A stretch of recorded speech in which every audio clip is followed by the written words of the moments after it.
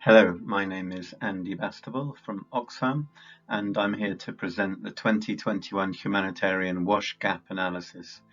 This was done with a collaboration of different agencies, including the universities of Tufts, Cranfield and Leeds, with the WASH cluster, ELRA, and it was led by Oxfam.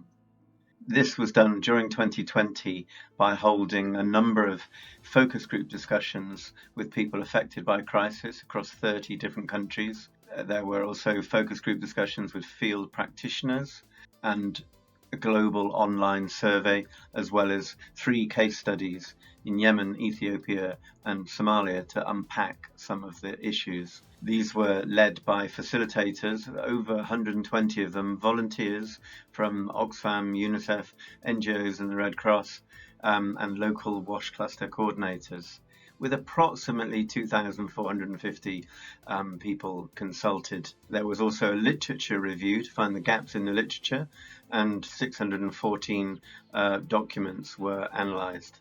The results, as you can see here, for the 4 different data streams, in bold red, you see that the need for water supply and provision is number 1 in both the focus group discussions from affected people and practitioners, and then it's number 4 for online survey, number 2 for the literature reviews.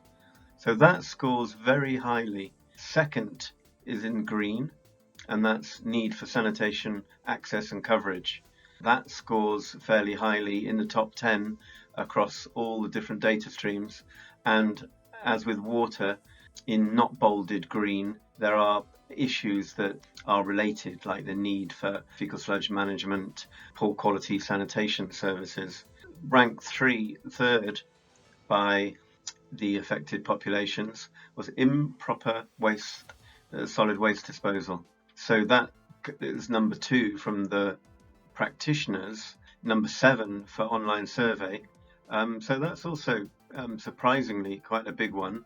And the 4th big issue to raise is around weak hygiene practices and knowledge. So that was ranked in the top 10 by all 3 groups, apart from in the online survey.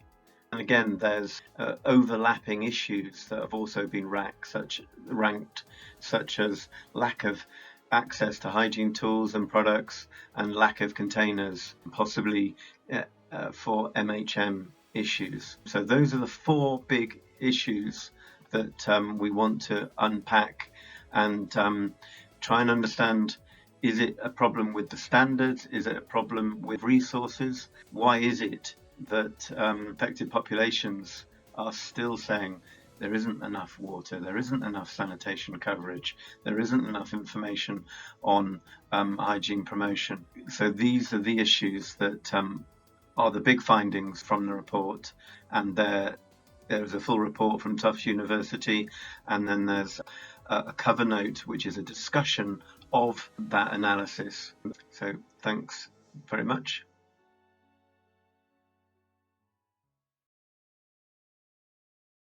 Hello, my name is Cécile Renaudin and I'm currently leading Médecins Sans Frontières Watson Working Group. In 2014, MSF issued a report called Where is Everyone? Responding in emergencies in the most difficult places, trying to assess the performance of the humanitarian system in emergencies based on case studies in South Sudan, DRC and Jordan, and a systematic review of available evaluations. The main bottlenecks the report highlighted were that UN system based on triple hats, implementers, funders and coordinators, is at the core of many dysfunctions, leading to bad decision making mainly. The fundings always has been a bottleneck, but rather than fundings, choices made by NGOs played a decisive role, leading to their lack of independent operational capacity, rather depending on the UN system. And that was particularly true for Maban County, South Sudan. The status was more important than needs in determining the level of assistance.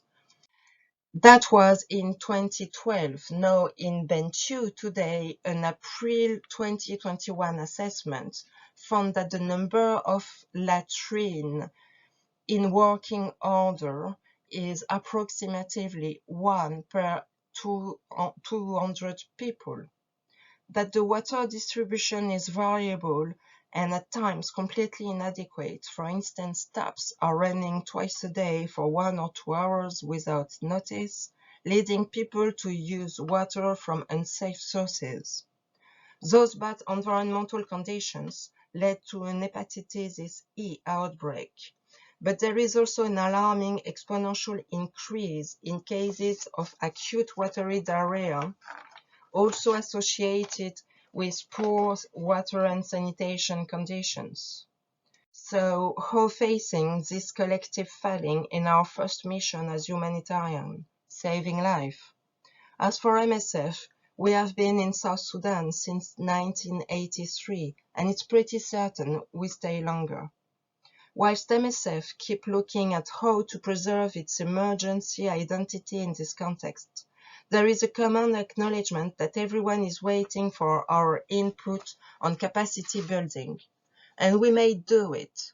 Good surveillance system for faster response to public health emergencies, an operational shift from secondary hospitals to community-centered and integrated health services, and the MSF Academy, with training for the continuous development of auxiliary nursing that is already a success story in many of our projects there.